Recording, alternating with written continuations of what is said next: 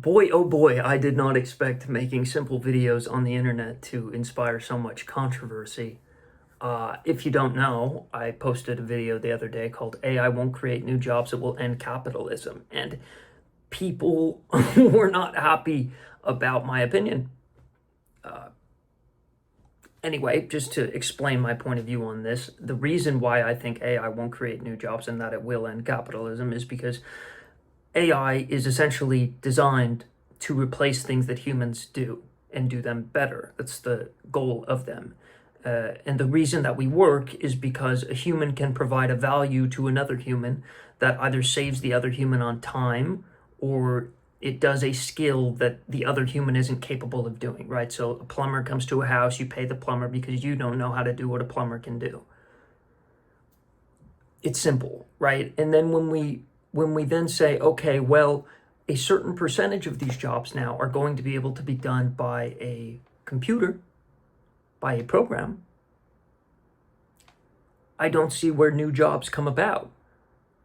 Again, like I said, you could go into the trades, but I don't think there are enough jobs for everyone in the trades. And so we have a lack of money for a large percentage of the population, and they can't afford things. So let's get into the comments that I'm responding to. Reason Warrior says, end capitalism, so death and no private property. No private property, I fear, yeah, on a long enough timeline, the amount of private property will likely reduce. What I think is going to happen short term would be something like once AI is actually able to compete, which it can't quite yet, once it's able to compete on a level and the error reduction is improved, I think most likely we're going to see some form of universal basic income. Everybody agrees to this. And so I would assume that private property wouldn't vanish for hundreds of years. I would assume that people in jobs that are needed would just make extra money. They would be like the upper class. And I'm assuming that short term, the wealth gap is just going to get wider and wider. Death, I don't see death. I mean, yeah, on a short-term scale, I would assume that there would be some massive problems that could end in death, whether that's famine, whether that's uprisings against AI or against the government. I mean, we're already seeing this. I mean, are we not looking around? Look at the governments around the world. Everybody's panicking. Everybody's protesting. Everybody's freaking out. This isn't because suddenly the governments are being run terribly. It's like, no, we've run into a problem that we have no solution for. And we're all standing around pretending like this is something that's going to fix itself with the right leadership. It's like, no, this isn't going to fix itself with the right leadership. That's a silly way of looking at it. Spencer says, nah, I doubt it. People probably said the same thing about the internet. And this is an interesting point. I hear this a lot. I hear this thing that people always say that everybody always says that the generation before theirs, or I'm sorry, the generation after theirs has lost their mind, right? That the world's going to shit. I argue that people were right about the internet. Without the internet, AI wouldn't have nearly as much, it wouldn't be nearly as much of a threat. AI is able to educate itself so quickly because of the internet, because of access to information, because of our data, right? It wouldn't be great at art unless there was access to every great art piece that mankind has ever created on a database that they can then learn off of. And the fact that it's directly infesting all of our lives via phone and screen makes it far more dangerous as well. So I would argue that people may have been right about the internet and that things don't happen on like a 5-year timeline that everyone seems to expect. Things happen over like the course of 100 years. When we look back at history, we think the 1700s, we think the 1600s, and even broader, we think the industrial era. We think very broad periods of time, and then we kind of condense them and say, oh, well, all this stuff happened. It's like, no, all that stuff happened over the course of hundreds and hundreds of years.